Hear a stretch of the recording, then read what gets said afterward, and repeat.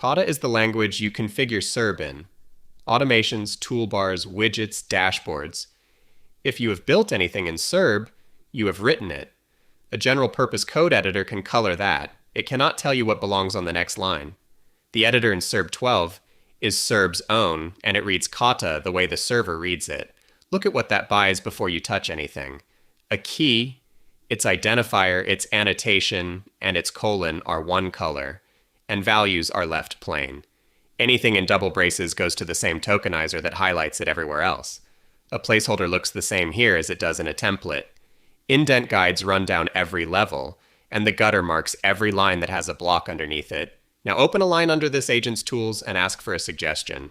Two kinds of node belong there. Take the automation, and it writes the shape for you. Ask again inside that node, and you get its 4 keys. Nothing else. Take the URI key and start typing. Exactly one record type is on offer. Accept it, and when the schema says which triggers are allowed at this key, you are only offered those records, the automations that can actually be a tool. A few characters more, and there is one left.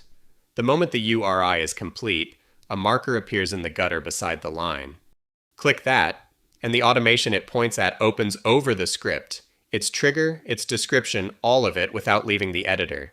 Then there is what happens when a script gets long. Fold the branch you are not working in, and what was buried underneath it comes back into view. All of it is still there. Folding is a view, not an edit, so what you save is what you wrote. The find panel is the editor's own now, not the browser's. A live match count, match case, and regular expressions. And here's the thing the browser could never do.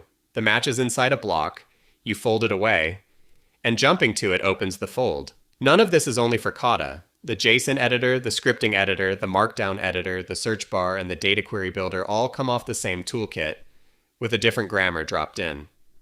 Learn it once, and you know every editor in Cerb.